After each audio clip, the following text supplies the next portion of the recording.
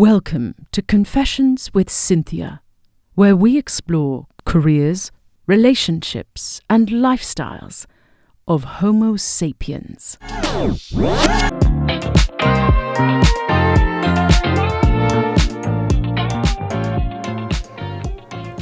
Hello, I'm your host Cynthia, and today's special guest has two differently shaped eyebrows and was born when Mean Girls was released in Australia on the 24th of June 2004. Please welcome Gordon. Hi, my name's Gordon and I'm an actor. Thanks for joining us, Gordon. So, tell us a bit about yourself and how you got into the industry. Well, I am 18, probably 19 when this airs, and I got into this industry really recently, but I've been in love with acting ever since I was younger. Like, me and my friends with the film camera, that was the summer. Oh, that's so lovely. And this is when you were very little, is that correct? Like primary school? Yes, primary school. Yeah, probably around year 3. Oh, wonderful. Yeah. And was there like a particular movie or a theatre show that kind of made you want to become an actor at that moment when you were a child? When I was a child, not really. Back then, it was just something I did for fun, but I can remember this was 2016. I went and saw La La Land when it came out, and just seeing LA, Ryan Gosling and Emma Stone, I looked on that screen and I was like, I want to do that. I want to be up there one day. So that was the moment you were like, okay, this is what I want to do. Yep. Amazing. And you said that you were dabbling in a bit of like filming and stuff like that when you were a child.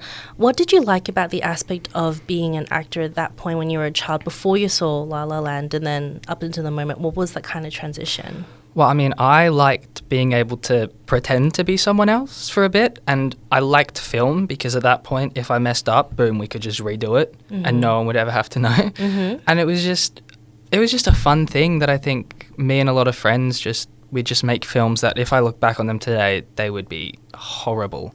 But they'll always hold a special place in my heart. Oh, it's so lovely.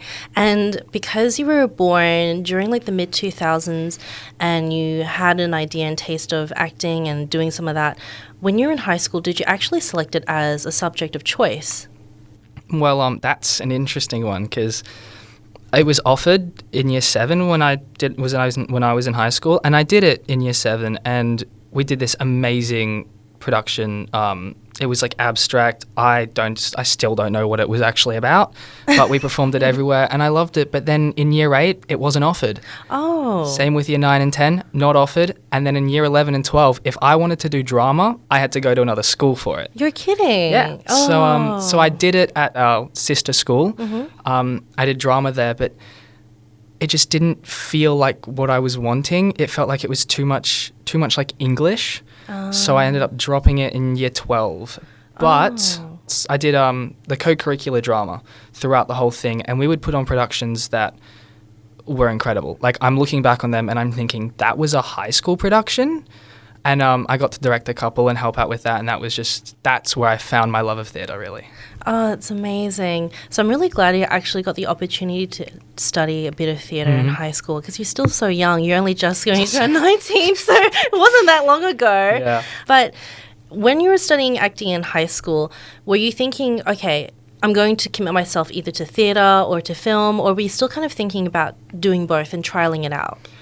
Oh, well, I guess I just liked both. I liked acting as the whole, and I liked the different elements of each one. Film is so intimate. It's between you and the camera and the scene partner, whereas theatre is between you and every single person in that audience, and whatever happens on that night, that's the only time you're ever going to see it.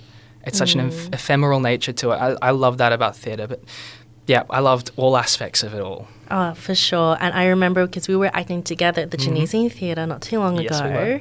What did you experience during then as a live performer outside of high school? How was it different from being a high school drama student to then in the real world acting on stage in front of a live audience? Well, for one, I was sharing the stage with people who were double and triple my age, Yep. which was a great experience because they have so much knowledge and they just tell you everything. It was a huge cast, but it was lovely because I was meeting like-minded people who some of them had been doing this their whole lives, some of them were just coming into it, and it was a community, and I loved every minute on that stage. Oh, and I did too. And thank you so much for being such a wonderful stage partner as well.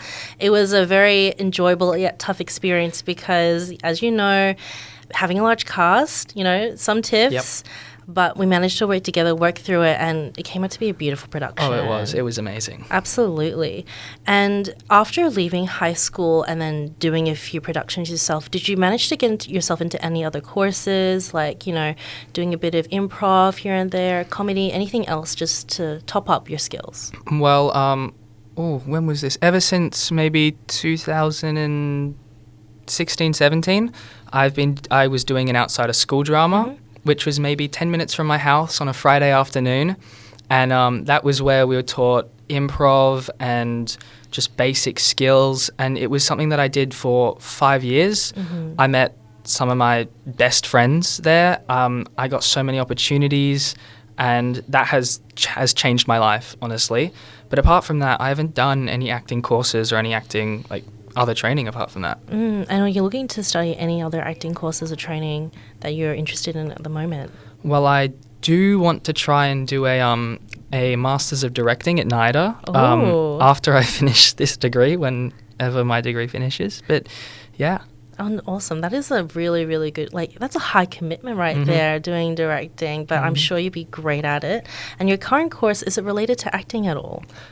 In some ways, yes. In other ways, not at all. I am studying a Bachelor of Psychology honours. So the Bachelor of Psychology, that's very much acting, getting into the mind of someone. And then I'm also doing pre-med, majoring in neuroscience. So not really acting, but yeah, still fascinating. Using your mind and reading a lot of books. Still very similar, yet different. Yep, there it is. And when you were on stage, can you tell me if that experience kind of met your expectations when you were feeling the movements of the character? Oh, yes. Every time I step on stage, it was one time I was maybe in year 11 or 12, and I went on stage and it just clicked. I walked on and I was the character, and I looked out at the audience and I realized I had everyone's attention, and it's a feeling like nothing else, really. You know everything that's going on around you. You know exactly what to do, and you feel, in a strange way, you feel more yourself than you ever had when you're playing someone else. That's very beautiful. And can you tell us the differences that you felt and experienced being on stage and then on screen as an actor? Well, as I've been told when I'm doing on-screen things, is tone it right down, because you got to keep it really intimate. Little tiny gestures seem huge on screen, and that's something I've noticed. And it's two different worlds, really. Like being on stage and being on screen, although they're very familiar, they're so different. And yeah, being on screen is great, but you have so much more stuff around you. You don't have to. Yeah, you're not supposed to be big, you're supposed to be small. Whereas on stage, you're supposed to be big, and everything about you has to be big. So yeah, it's interesting. Absolutely, because on stage, you have to project way up to the back, right? Whereas with the camera, it's right up your face, and every little movement's captured, I would totally understand. But still, both sets, I would say, are very chaotic. In your experience, did you say very chaotic? Oh, yes. Yeah. And tell me, there must be some funny stories that you have whilst doing acting on theatre and also as someone part of a large cast and a crew. Well, I mean, there were some fun experiences when we were doing our show together. Tell me about it. That was fun. Poor Joash being stuck in a trapdoor. He took that so well, though. Oh my gosh. How long did it take for him to get out again? I forgot. He was in there for 20 to 30 minutes each night. Oh, okay. It's still a little bit too long to be trapped there. But one time I was doing film, and we had to try and, it was just me and my mate, and we had to try and make a dolly. So we got all these old skateboards, set up the camera, rolled it back, and then it wouldn't stop rolling, and the whole set kind of collapsed a little bit. Oh no. And it was hilarious, but it was also really tragic. Oh. So yeah, little things happen all the time that just make the movie. Absolutely. And sometimes those kind of moments that I capture, they feel so organic, but feel like it's just right for that moment. Exactly. So I'm really glad that you are able to capture that on camera, whereas, like you said, in theatre, It's just like that. Yep. Only that moment, and that's it. That's where you have to be there. Yeah, exactly. And were there any special, memorable moments that you have that you'd like to share with us as well? There's one. This was really recently. Back in May, we did a one-night thing. It was just supposed to be a reading, but it turned into a workshop, and that was the first time I was working with like incredibly experienced actors who are really set in the industry. And I walked out on stage, and it was a completely different experience to anything I've ever felt. And as soon as the show finished, everyone's reactions told me that, you know, it was such a special moment, and it felt incredible. Just getting all that experience from people and getting to go on stage and just forget about everything else and just give a performance. And yeah, I could go on for hours about it. Oh my gosh. And I know that you say that an experience is learned when you're working with new people. Exactly. And that you felt that you gain a lot of knowledge, but also a lot of wisdom from actors that have done it for a very long time. Yeah. What do you notice about actors that have been doing it for a long time that you kind of took on as part of your own tool set? It's the way they look at a scene, and it's the way they unpack everything about a scene. And I remember doing the same scene maybe 12 different times just to find each little bit that worked, each little bit that didn't work, and then try and make it all into one. And it's that dedication to the character, it's that dedication to the piece, it's a dedication to the story, which I think for me, it's made me a better actor, and it's been incredible. Amazing. And I know that it's not always rainbows and sunshine when you're an actor. So could you tell us any of the difficult moments that you experienced and how you overcame them? Well, I think every actor knows this. It's the long rehearsals, and it's the grueling, hard rehearsals, and sometimes you're spending so much time for a show and nothing happens. But yeah, there's some days you're starting at maybe 12 midday and you're finishing at 10 p.m. Then you've got to go home, have dinner, go to sleep, get up, and just do the whole thing again whilst trying to juggle everything else in your life. And it's difficult, but again, being on stage and having that feeling and the connection with the audience, I think that makes it all worth it. I did that a million times just to get that feeling. Amazing. And it's like the love of the craft, isn't it? Because like you said, it's that kind of euphoria that you feel on stage, and there's nothing else like it. And that's why you keep coming back for more, but you get a bit better at it each time. And it's also the castmates as well. It's like everyone's there for this reason. You know they're all dedicated, and it's a bond, really. It's like a family in each production, and then you finish it, but you're never gonna forget these people. You're always gonna remember them, and yeah, that's another thing. It's always like this little community with actors, especially like in Sydney. I feel like every actor has a connection with another actor, and sometimes you bump into them again in a production maybe years from now. Oh yeah. And it just happens. And that's just the life of theatre in Sydney, isn't it? Yeah. So I know that you're so young still, but you're looking back on your journey from when you first started, how do you feel about it now? Well, I'm looking back on it mainly with the view that I never thought that I could actually fully be in the industry and actually do acting and do performances on such a high level. I always thought that I would go down the university route. And acting was always my twin brother's thing when we were younger. But then I kind of started to do it, and it started to just gain more traction. And I got deeper and deeper into the industry. I saw new things, and it's speechless. There's not really any words that can describe it. Absolutely. And during the moments when you go into an audition, how do you curve like the negative thoughts and also the rejection that comes with some of that? I mean, I kind of just, I'm a very pragmatic person, so I know that going into an audition, there is not really any chance of me actually getting the role. And a lot of people would say that that's negative thinking, but it doesn't affect my performance in the slightest. I'm still going to give the best performance that I can for that character, regardless whether I think I'm going to get it or regardless whether I think I'm not going to get it. Because acting for me is always something that I want to find joy and have fun with. which is why I'm doing my whole uni degree and keeping acting as this fun little dream that might go somewhere, it might not, but if it doesn't, that's okay. So yeah, whenever I go into an audition, I'm like, you know what, this can maybe turn out good, maybe it won't, and if it doesn't, just work to the next one. Yeah. And that's such a good way to think about it, because I don't remember the actor's name, but I remember the saying was like, that role was never really yours to begin with. So if you get it, it was meant to be. But if you don't and it wasn't meant to be, then that's fine. Exactly. And if your friend gets it, Oh, yeah. if you're auditioning with someone that you really like and they happen to get it, be happy for them. Oh, definitely. And it's reciprocal. Yeah. So like you said, and even with your twin brother, like you said, like it was his thing, but you managed to kind of find out your own, make it your own, and he's supportive of it, I presume. Oh, yes. Absolutely. So it's that love and camaraderie where you come together because you both really love the art of acting and like really enjoy each other's space and the creativity that you have. And I know that you have a cabaret coming up as well. I do. Could you tell us a little bit about that? Well, that's going to be in August, and that's fun. That's just come out of nowhere, which is incredible. I'm doing it with my insanely talented friend Liam Faulkner Diamond, and it's going to be a blast, really. It's going to be great. I'm going to get to stand up, sing some songs, tell a good story through the songs, and just have a great night, really.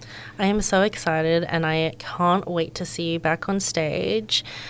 Gordon, no word of a lie, is a fantastic actor, and I think everyone should go see all of his productions that's coming out. And generally the tickets are not so badly priced with the productions that you were in. The last production you were in, it was about like $30 for a donation. Yeah. Could you tell us a little bit about that? That one was done for the Actors Benevolent Fund. It was a one-night reading that turned into a workshop. So all the proceeds for that went to the Actors Benevolent Fund because they do such good work. They keep actors afloat. They help the industry. They're a backbone of the industry. And when I got the opportunity to do that, I jumped for it. And yeah, I think it was just great that we managed to raise a lot of money for it. And I'm so glad about that.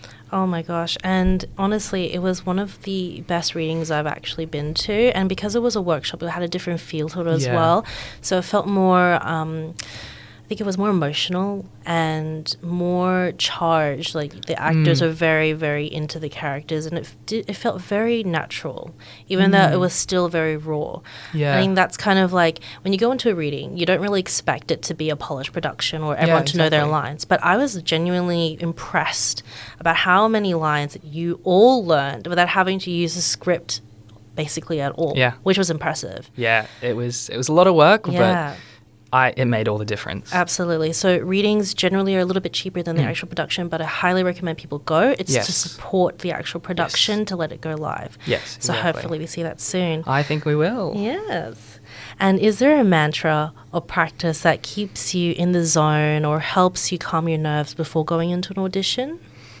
Oh, well, this is just kind of something not just for acting. I mean, it's been more for acting over the recent years, but it's something that I just did before every exam as well, is I'll put on my noise-cancelling headphones, I'll put the noise-cancelling up to max, and I will play Getting Older by Billie Eilish. I don't know why that song, but I will just sit there and I'll listen to that, and I do that before every show, every exam, and I don't know why, but it helps center me. It helps me feel ready for it. And then getting into character for me is more just throwing away myself, thinking I know what to do. I don't need to worry about that. I throw away myself and I just step into it. Absolutely. Yeah. That's so good to have that kind of mentality where you know that you will be fine. So maybe it's the last question about being an actor, but what is your favorite thing about being an actor? Ooh, I'm going to have to say the people you meet. It's such an amazing community. You meet amazing people who come from all walks of life, and you're shared by a common interest, a common goal. And when you get to share a stage with them, it's just electrifying. And I just love the connection through it. I love the performance aspect as well. I mean, I love everything about acting, but I think it's the connections for me that you form with the director, with your scene partners, with the light crew and the backstage crew and the stage managers. It's the connections that you form to create that piece that I think to me are the most important things. Oh, that's so lovely. And definitely communicating that love that you all have and making sure that everyone's okay as well, and that you're all in it together, you're all there for the one goal. And like you said, it's making that connection, not only just, the cast members, but the crew as well. Yeah. Very important. They are the backbone of every production. Oh, absolutely. Worth their weight in gold. Oh, yes. Mm-hmm. And what piece of advice would you give to people looking to start their journey of becoming an actor today? Do it. Get in everything you can possibly do. If your local theatre society is doing a show, do it. If you want to step into more professional things, try and seek out an agent, and if it doesn't work out, keep working on your craft, do classes, get training, and then keep going to auditions, keep trying to find agents, keep trying to find managers.